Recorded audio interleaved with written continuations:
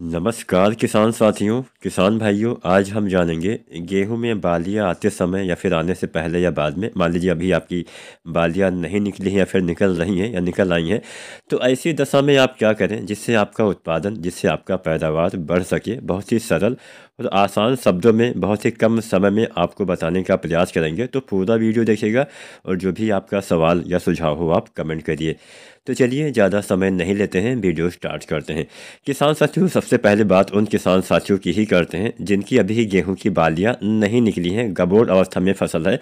तो ऐसे किसान साथी को 2-3 खादों का इस्तेमाल करना होता है। इस समय फास्फोरस वाली खादों की पूर्ति करने से आपके पौधे में अच्छा फ़ायदा मिलता है। इस समय फास्फोरस डालने से पौधे में जो भोजन बनने का प्रोसेस होता है काफ़ी सही से होता है। इस समय फास्फोरस काम क्या करता है, एक हिसाब से ट्रांसपोर्ट का काम करता है। अब ट्रांसपोर्ट का काम क्या होता है, एक जगह से दूसरे जगह पे भोजन पहुंचाना, सामान पहुंचाना, मतलब ट्रांसपोर्ट का काम होता है सामान पहुंचाना। यहाँ पे फास्फोरस सामान तो नहीं, लेकिन हाँ भोजन पहुंचाएगा।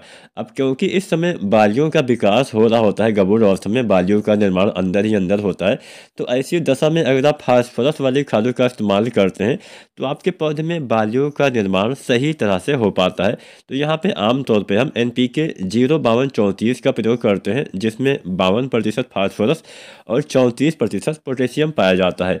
किसान साथियों, इसके इस्तेमाल से, क्योंकि यहाँ पे फास्फोरस 52% होता है जो भोजन पहुँचाएगा, लेकिन पोटेशियम भी होता है। पोटेशियम से भी दाने का निर्माण, बालियों का निर्माण अच्छे से होता है। पोटेशियम से आपके तने भी मजबूत होते हैं, जिससे आपकी फसलें गिरती नहीं है। पोटेशियम बीमारियों को दूर करता है, आपके पौधे में प्रकाश संश्लेषण में भी काफ़ी मदद करता है। तो यहाँ पे 05234 जिन किसान साथियों की अभी बालियाँ नहीं आई हैं उन किसान साथियों को इस्तेमाल करना है।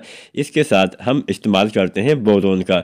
अब यहाँ पे आपने बहुत सारी ऐसी वीडियो में देखा होगा कि यहाँ बताया जाता है बोरोन का इस्तेमाल कब करें कब ना करें, लेकिन बहुत ही आसान तरीका होता है। बोरोन बालियाँ निकलने से पहले ही डाल दीजिएगा, तभी ज़्यादा लाभ आपको मिल पाएगा। अब जैसा कि आपको पता है, बोरोन का काम होता है परागण कराने में मदद करना। एक परागण के अलावा बहुत सारे कार्य करता है, लेकिन हाँ मुख्यतः हम इस समय इसलिए डालते हैं ताकि हमारी फसल में पर परागण सही से हो सके। अब पर परागण होता क्या है, मेल फीमेल फ्लावर्स के मिलाप से जो दाने या बीज या फल का निर्माण होता है, उसी प्रक्रिया को हम परागण बोलते हैं, पोलिनेशन बोलते हैं। यह प्रक्रिया अगर अच्छे से होती है तो सभी दाने में अच्छे से गेहूँ बन पाता है। अच्छे से नहीं होता है तो जितने में नहीं होगा उन दानों में आपका गेहूँ नहीं बन पाएगा, यानी दाने खाली रहने की समस्या वहाँ पे हो सकती है। तो क्योंकि यहाँ पे परागण प्रक्रिया में मदद करता है, तो ऐसा नहीं कि हाँ जब आपके फ्लावर्स खिले हो उस समय डालेंगे तो फ़ायदा मिलेगा, ऐसा बिल्कुल भी नहीं होता है। जब आप शुरुआत से डालेंगे, इसका काम होता है पराग नली का निर्माण करवाना। अब ऐसा तो है नहीं कि हाँ जब फूल खिलते हैं उसी समय पराग नली का निर्माण होता है, उससे कुछ दिन पहले ही होता है।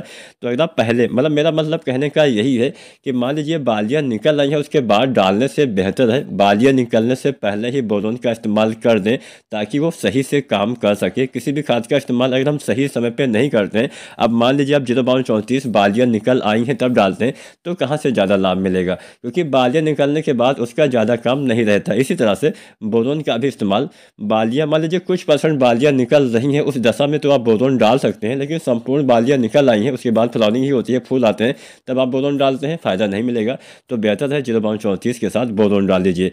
अब 05234 1 किलो से लेकर 1.5 किलो, बोरोन 20% वाला 100 ग्राम या 125 ग्राम तक आप डाल सकते हैं पर एकड़ के हिसाब से, बहुत अच्छा फ़ायदा मिलेगा। अब जिन किसान साथियों की गेहूं की बालियां बाहर निकल आई हैं, उन किसान साथियों को आमतौर पे 1 या 2 यहाँ पे खादें हैं जिसका इस्तेमाल हम कर सकते हैं।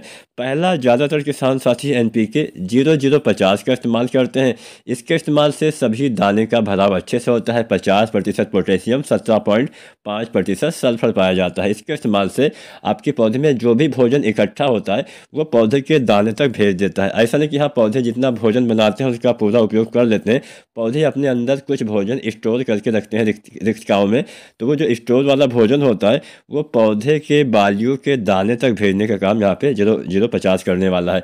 अब यहाँ पे किसी कारणवश अगर इस अवस्था में पीलापन आपको दिखता है, खासकर दाना भरते समय, तो ऐसी दशा में 0050 की जगह पे आप NPK 13045 का प्रयोग करेंगे तो थोड़ा बेहतर काम करेगा। इसमें 13% नाइट्रोजन पीलापन दूर करने का काम करेगा। बाकी पीलापन है तभी आपको यहाँ पे 13045 का इस्तेमाल करना है। पीलापन नहीं है तो आपको 0050 ही इस्तेमाल करना है, ये उससे थोड़ा बेहतर काम करेगा। 1 से 1.5 किलो कोई भी NPK आप डालेंगे, अब यहाँ पे एक बात का ध्यान आपको यह भी देना है, इन खादों के साथ साथ सबसे ज़रूरी बात नमी बना के रखिए।